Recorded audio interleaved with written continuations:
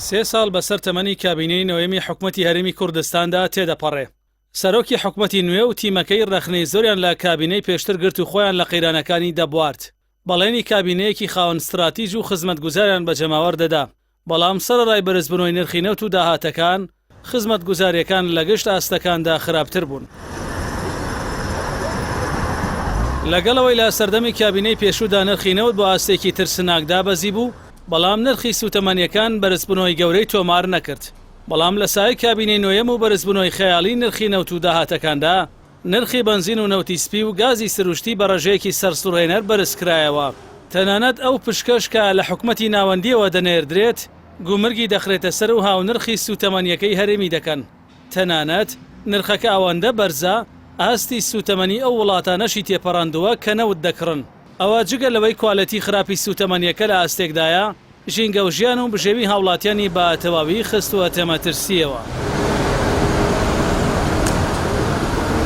بە پاساوی کەمی داهات کابینەی پێشوو موچەبڕینی فەرمانبەران و خانەنشینانی ناوناب و پاشەکەوت.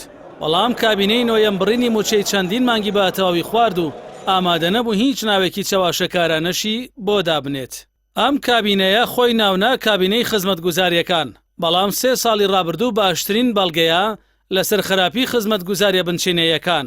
تەنانەت لە هەندێک شاری کوردستان کەمی ئاوی خواردنەوە و پیسی ئاوەکە بوونە هۆی بڵاوبوونەوەی نەخۆشی کۆلێرا کە ئەو نەخۆشیە بەتەنیا لە وڵاتە زۆر دواکەوتەکاندا تۆمار دەکرێ. خراپی وزەی کارە باش پێویستی بە بەڵگەهێنانەوە نییە. دەربارەی خراپی ڕێگەوبان ڕۆژانە قوربانی لێ دەکەوێتەوە. بەهێزبوونی کەرتی تەندروستی گشتی و کەمی دەرمان و خزمەتگوزاریەکان، کردنەوەی دەیان نەخۆشخانەی تایبەت نیشانەیەکی دیکەی نەهامەتی سەردەمی ئەم حکوومەتەیە. مانگرتنی کۆمپانیەکانی پاکردنەوەی شارەکان بەهۆی پێنەدانی موچەکانیان نیشانەیەکی دیکەی کارنامەی خراپی حکوومەتی نۆیەمن. دەسەڵاتدارانی کوردستان جاران لە بەغدا شانازیان بە یەکریزی گوتاری کوردەوە دەکرد. بەڵام لەم کاتەدا لە پێناوی پۆست و پارە و دەستکەوتی حزبیدا کوردیان کردە پێکاتەیەکی پەرتەوازە. بەهۆی زەخکردنەوە و دابەشبوونیان بەسەر سەنگەربەندی ناوچەیە و جیهانیدا کوردستانیان کردە ئامانجی سەربازی. واتە وەکو هەمیشە گەلی کوردستان دەکرێتە سوپەری قوربانی بەرژەوەندی وڵاتانی دیکە و خواستە ناڕەواکانیان.